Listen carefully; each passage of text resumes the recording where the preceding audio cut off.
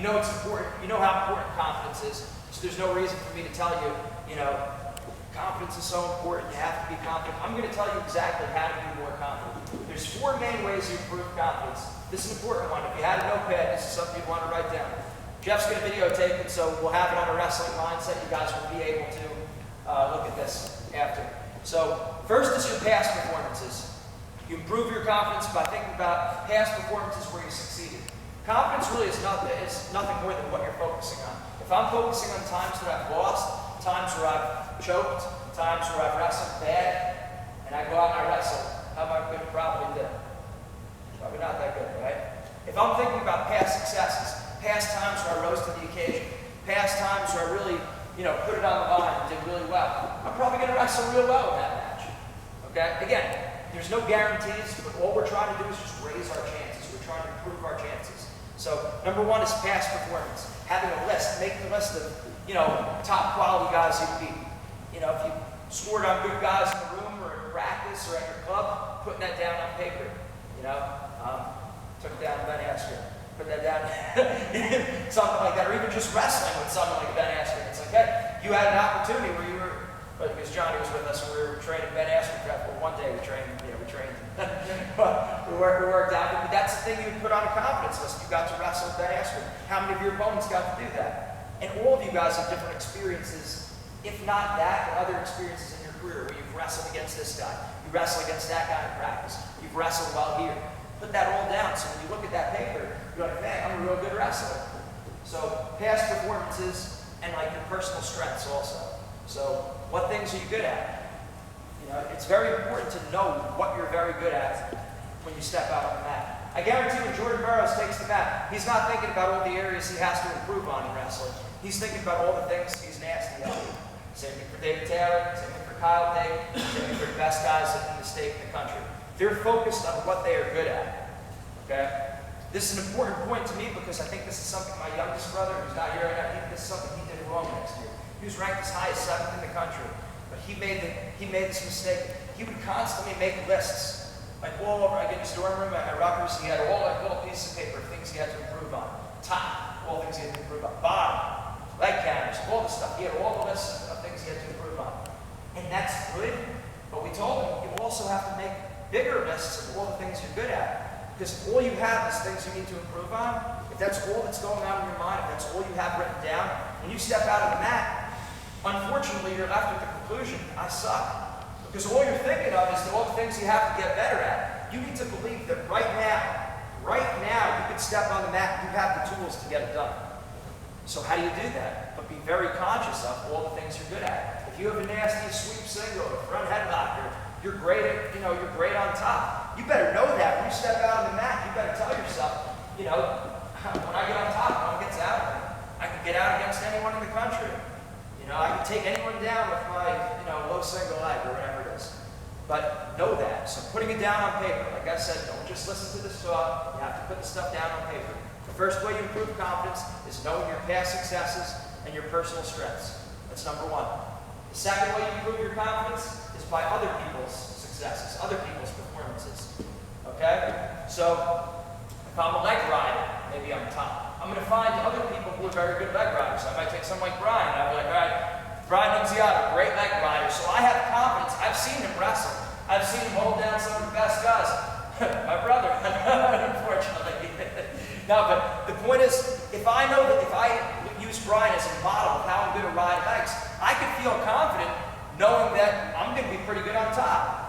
And my brother would be another person. He was a very good leg rider himself. So if I'm on that list and I have other people's performances, I'm thinking, right, I'm a leg rider. I feel very confident in my leg riding. Nunziata's a leg rider. Jeff Zannetti is a leg rider. All right, if those guys help people down, I can hold other people down too. If you have an ankle pick, you better be thinking like, David Taylor or Cale Sanderson. If you're a double leg guy, you're thinking someone like Burroughs. For me, one of the things that helped give me a lot of confidence was I was a low single guy, and I would think John Smith, who was 6-time world champion, just can't argue with that. In my mind, I still believe that's the answer. In my mind, I'm walking around literally thinking that it's like that is the way you take people down in wrestling, a low single leg. It doesn't matter if that's 100% the truth or not. If I really believe that, I'm going to wrestle better. So you better believe that your shot is the answer. Okay, that kind of thing. So other people's performance is another way you get confidence. You know, the next way is your own personal motivation buttons. What kind of things make you more confident? What quotes? What songs? What movies? What books? What people? Make a list of that. You know, if watching this movie makes you very confident, watch that movie more often. I have certain songs that I know made me more confident. Those were the songs I listened to when I warm up for matches. So just becoming aware of those your personal buttons. We all have buttons. We all have things that, you know, if we listen to a certain movie, a certain song, a certain person, if we're around those things, it'll make us more motivated. Know what that is, and then put yourself around that. And the same thing goes with, you know, just overall. If you just want to be a happier person, know what kind of music makes you happy. Know what kind of, you know, movies, what kind of people, and surround yourself with that. So know your personal buttons. That's number 3. And then the final one is body language to improve confidence. Right? So our 4 things for confidence: past performance, others' performance, your personal buttons, and body language. How you act is going to greatly influence how you feel. You don't realize that, but the way you act, the way you move, the way you walk, the way you talk, your swagger, that's huge. That's going to greatly affect how you feel. And they did studies on this stuff with happiness. They had people who would smile for like 1 or 2 minutes straight. They would just smile, head up, just big goofy smile. And those people actually like lifted their happiness, not out of depression or anything, but they lifted their happiness just in those 1 or 2 minutes. And it works the same way with confidence. If you act confident, you're going to feel more confident. If I'm standing up here talking to you guys, my head's down, my hands are in my pockets. If I'm talking, okay, let's frame it in a different way. If I'm talking to a girl, walking like this, head's down, I'm kind of, you know, well, okay, nice to meet you. I'm going to start feeling pretty self-conscious. I'm going to feel a little, like, you know, awkward. I'm not going to have the same kind of confidence. But if I walk in, my head's up, I'm speaking confidently, I'm moving around, I'm moving with purpose, I'm going to feel more confident. So remember, it's not just your body that listens to your mind. Your mind also listens to your body. So make sure you act the way you want to feel. And this can be done in class, in school also. Even if maybe you don't care, you don't feel that interested in whatever the teacher's going on about, act interested. Sit up front, you know, lean forward in your seat, nod your head. And all of a sudden you'll find you're going to be paying more attention. I guarantee if you act more tired, you're going to be more tired. If you act more confident, you're going to be more confident. So just use your body to your advantage. It's the simplest thing you could do. Maybe you're confident, maybe you're not confident, but you could always act confident. Just think about it. Muhammad Ali said he was scared to death for every time he got in the ring. Didn't look like it though, right? And I'm sure by telling himself over and over, I'm the greatest, that's what made that reality possible, because he put himself into that mindset all the time, even when he didn't feel that way. Another good example of that is Mike Tyson. His trainer, Customato, his original trainer back when he was undefeated, he always said there's no difference between the way he always said the hero and the coward. The hero and the coward feel the same thing before they go into the ring.